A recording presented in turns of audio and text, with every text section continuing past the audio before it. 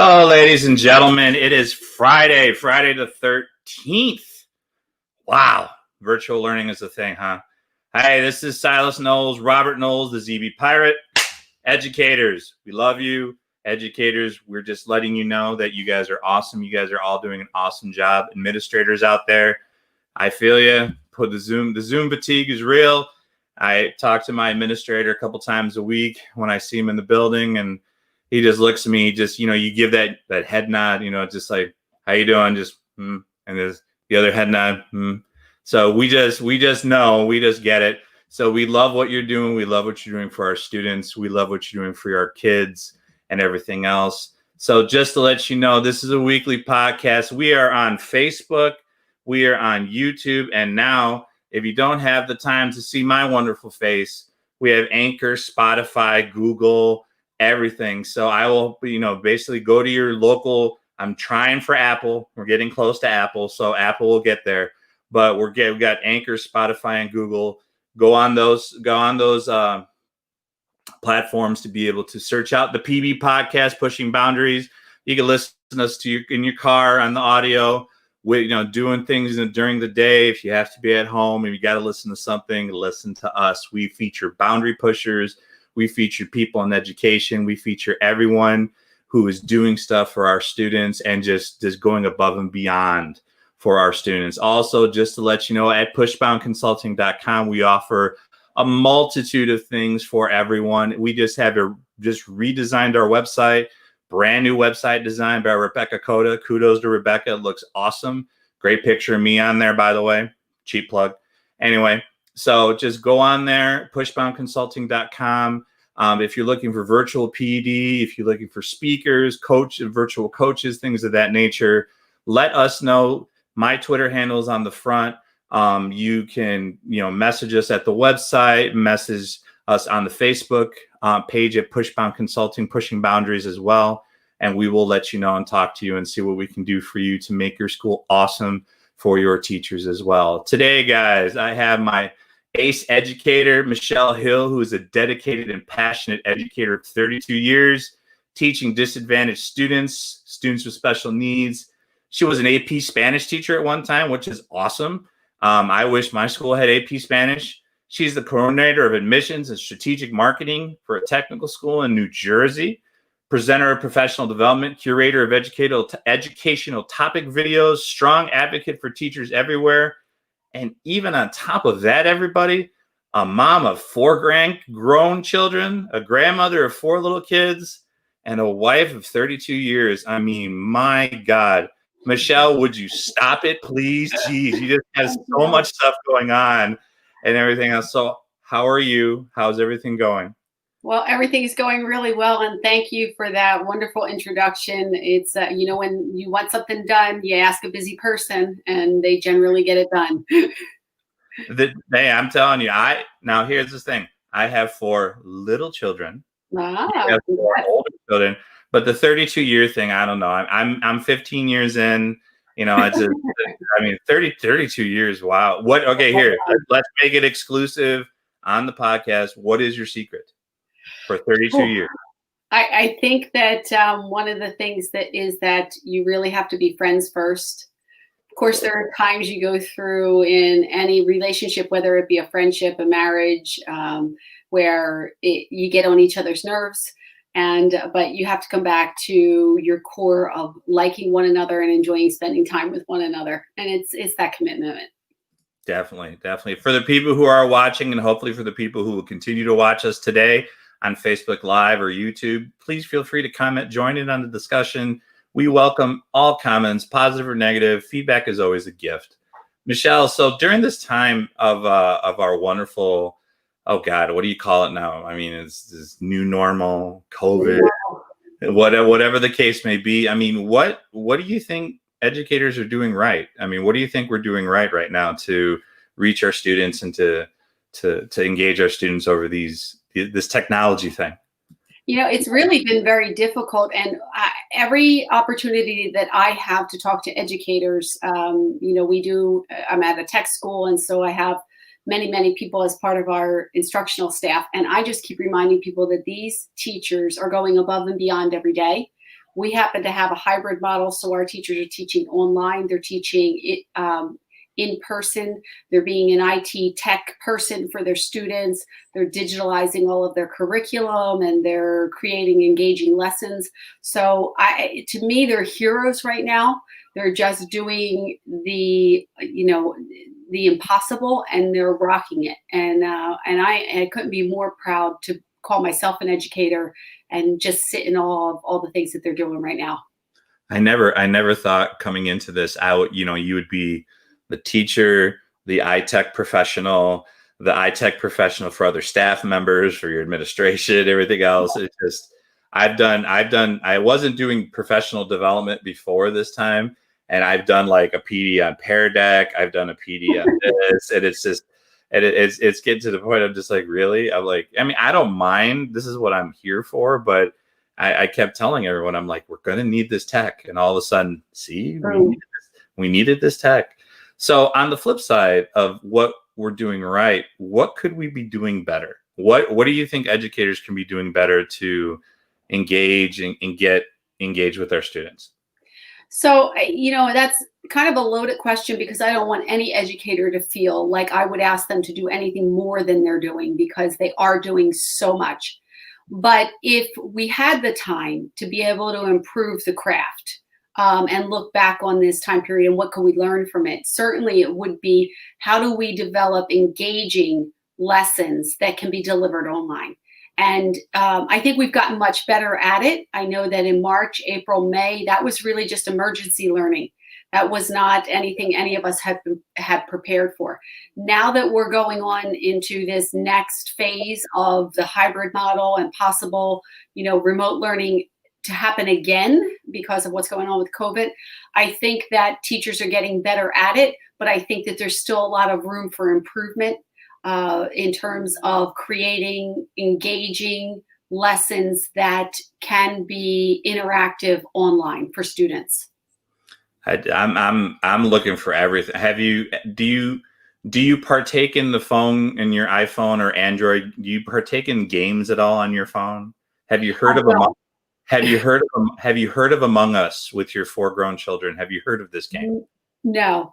Yeah, this is the new thing, and like, it's just, I'm trying everything and just throwing it at the wall to try to see what sticks, and just, videos with the Chromebooks, they lag, and this and that, and you're trying Flipgrid, you're trying Pear Deck, you're trying all these technical things, and it's just, I just wish I can develop like the perfect electronic something, like, to be able to get. I don't think it's out there, Robert, as in terms of perfection. I think it's just, you have to see what works, and you have to be flexible, and you have to give yourself a lot of, I guess, just pat yourself on the back that you're doing the best that you can in the world that you live in.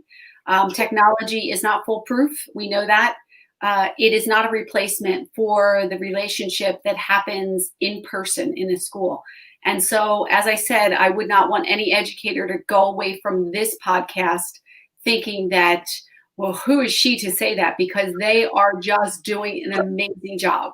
But I think that there is the room for improvement in terms, they would agree as well, is if they had the ample time to really develop things that could be streamlined and could complement one another through remote learning. I think, and also I should add that the resources of being able to provide our students with what they need to have on hand, that hands-on piece that they could do at home via instruction remotely, I think would greatly enhance what's happening in the United States and in the world today with remote learning. But we're getting there. We're definitely making great strides. And as I said, I'm just in awe of the educators that are putting in, 10, 12 hours a day to just make sure that our kids learn as much as they possibly can. Definitely. It's sometimes I feel like there's not enough time in the day, but we do try and find it as a group with education. Looking over and doing my homework properly on you, there were so many things you've pushed out there in the world of education in writing format. Like, you contributed to so many publications, journal, everything. There's too many to list, but what is the one thing you contributed to or pushed out to an educational journal that you're the most proud of? Wow. I think that I would say that the topic that I'm most proud of that has gone to many different media publications has been really about working with our either disadvantaged students or providing a culturally responsive classroom and school opportunity for our students, because that is near and dear to my heart. As a special educator, I've always been a champion for students that may not have always had the opportunity for success the same way as other students. And so it is just parlayed into really being an advocate on trying to get other teachers to recognize how they can create an environment where every student can feel a strong sense of belonging and experience success academically in their environment. So that's been near and dear to my heart in terms of publications, as well as delivering professional development very similarly. Excellent. Has all of your publications or things that you've pushed out to educational publications, have they all revolved around that topic, or have there been other topics that have been out there? There's been other topics as well. I'm really passionate about professional development for educators, by educators. I think that we know professional development better than many other people. Nothing against organizations that provide professional development, but we know what good PD is. And Yes. so and we know what bad PD is. So being able to write about opportunities and ideas that can take it to the next level, but can be turnkey by the staff that's either in your building or your colleagues, or even people part of your professional learning community or network, is really a wonderful opportunity. And I'm a huge advocate for that as well. Going forward, I'm just going to put it out in the podcast land. Anyone who's doing professional development, please, we do not want to hear you talk for 8 hours. We want to actually do something like breakout rooms or something. We don't want to hear you talk for 8 hours, because we will be banging our heads against the metaphorical wall behind the black screen. So I think what amazed me, Robert, is that that when they deliver professional development, they tell you what you should not do, and they absolutely do exactly what you should not do. yes. Yeah, we're told all the time, even with our classes, we teach for 47 minutes. Please don't talk to them for 47 minutes. Please, like 20 minutes. And some teachers, why do teachers, and here's the thing, even going in and transitioning to that, why are so many teachers so afraid of the silence?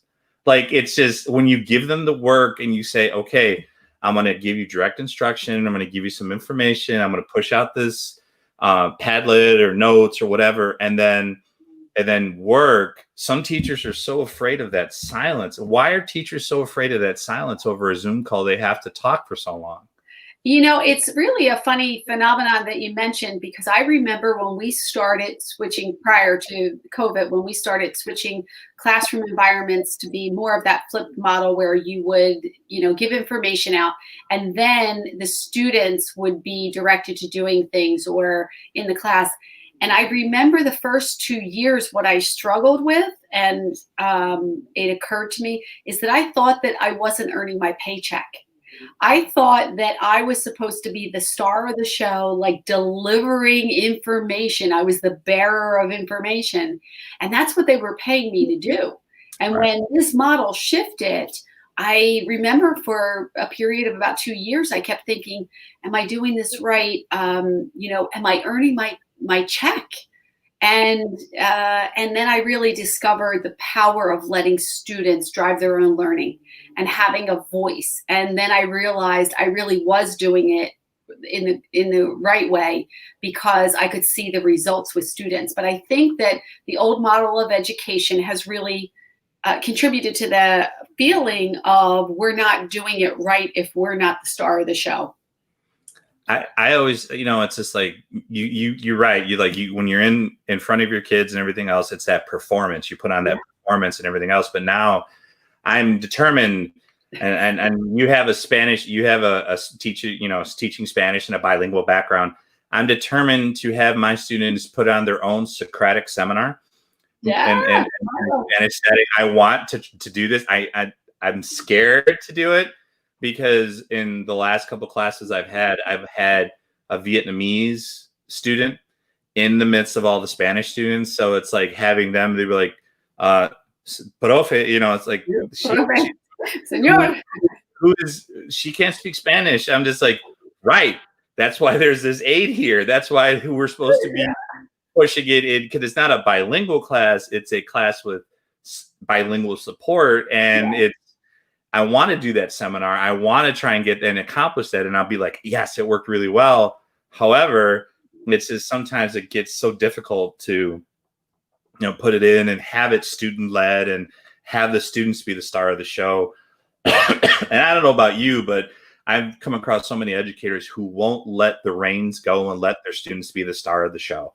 And I would say, if I can interrupt you, I would say that there's a fear factor for those teachers because they know if they let it go loose, they don't control what will happen. And that can be very scary for teachers, especially the, sequential, precise teachers who need to have everything go in a certain way. They're used to, a routine. And it's really where the magic happens when you let the reins go a little bit and you let the kids drive their own learning. And our role has become to be more of a facilitator and give them leadership. And many teachers are not comfortable with that because they are so used to being the person who leads. So that's been a dynamic shift. I love it. I love watching it happen. And I think that we do our students a huge favor by allowing them to step forward and become leaders in the classroom. So if you're listening, teachers, don't be afraid. It is going to seem a little chaotic at times. You're going to lose a little bit of control, but what you're going to get in return is just going to be pure magic. And then when you need to, you can always step in if you have to, but let it happen. That's the beauty of it, is that when you watch it happen, it's like it's so genuine as it manifests. You kind of like step back. You're just like, wow, this is what we all been talking about. We're like, wow. And then you're trying to pull your phone out. Like, no, I don't want to record it because I don't want to lose the genuineness of this moment. And I'd be like, wow, they all told the truth. This is for real. Like, this is what it means to have the students actually have their own learning and facilitate their own learning and push the boundaries of their learning to actually like engage and talk to each other and like, really. Well, the opportunity for success for them as well. I gave them a project one time in my class where I said to them, they had a marketing project. It was a Spanish class. So I said, you can do any project. I don't care what it is, but you just have to hit certain marks, like certain checklist of things that you needed to do. And my really type A personality students were coming up, can I do this? And I said, what did I say? I'm not going to say yes or no. You can do anything you want. You can make a Twitter page. You can make a trifold. You can do this. You can do that. And they were so uncomfortable with it because I wasn't telling them what to do. And then at the end, when they saw their final product, they were just so thrilled with themselves. Like, Mrs. O, look at what I did. And, and I just said to them, here's the thing. I just want you to grow from this experience. I want you to step outside your comfort zone, do something you've never tried before. And I want you to hit these marks. But other than that, it's the experience of learning something new.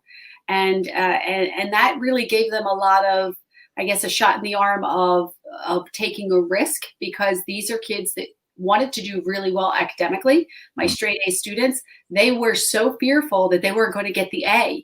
And I said to them, this is not about the grade. This is about the learning process. And I think it was such a revelation for them, because they had been told their whole life that you're shooting for the A, you're shooting for the grade. And this was an opportunity for them to just pursue something different and grow from it. And it was just awesome to watch. It's all about the journey. And that's, I try to push that too. It's all about the journey. So you have been teaching for over 32 years and you've had multiple positions, multiple stuff. We've talked about that a little bit before we got going. What is your biggest challenge through this whole time? What do you think it has been for you in either your current position or teaching? What has been your biggest challenge that you've had to overcome? As a teacher, I think my biggest challenge now in the role that I'm in, which is the coordinator of admissions. So I work for a VOTEC school that is a countywide school. So students in that particular county can apply and come to us. And so it's a recruitment type of situation along with strategic marketing and branding the school. And I absolutely love it. My challenge in this role is that I don't get a whole lot of student contact, direct student contact. And as a passionate teacher for so many years, I feel like a little piece of me is missing, in terms of being, part of that student body.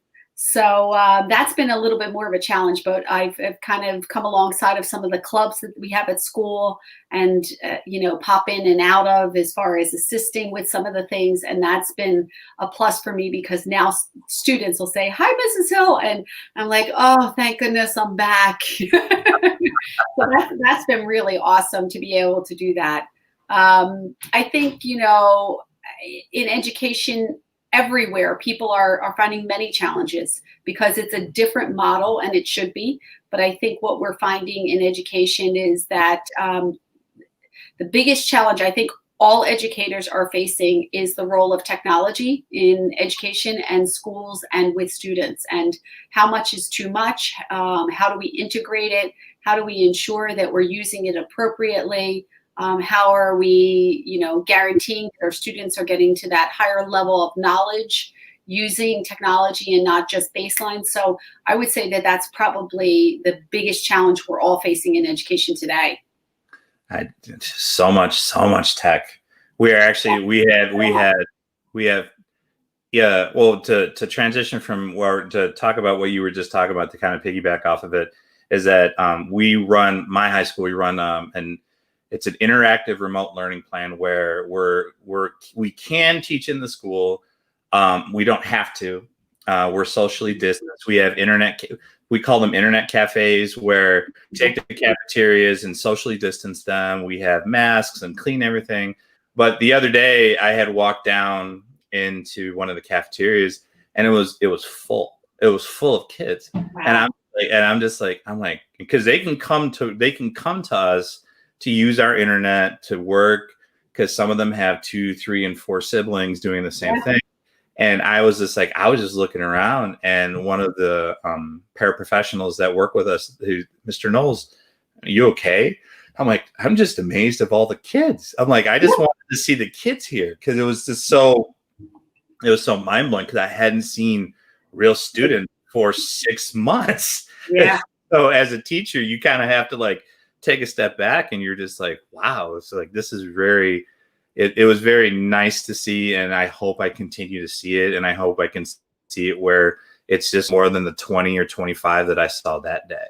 So it's just, I think as educators, that's why we are in this profession, is for the kids. And without that direct student contact, we lose a little piece of ourselves as teachers. Definitely. I think that's one of the biggest challenges a lot of my colleagues have been talking to me about as well.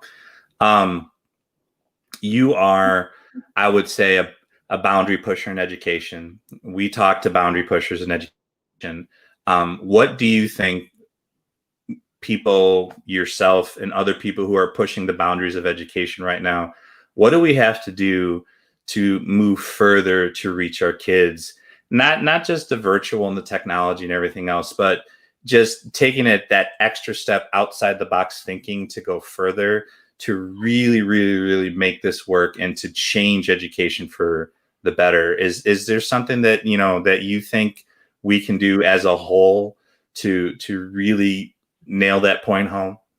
Yeah, I think that probably we need to revamp the way schools operate in terms of schedules. We have students grade level, and they're driven bell to bell, class to class. We require that they do a certain amount of classes based upon curriculum by credits. And so I think that if we were really going to redesign school, we need to look at changing what kids already know, and why would we waste our time making them sit in the class that they already know? So like clipping out of a class so that they could take something else, and then having passion projects or genius hours to fill those spaces of time so that we guarantee that students are always learning and they're learning something new.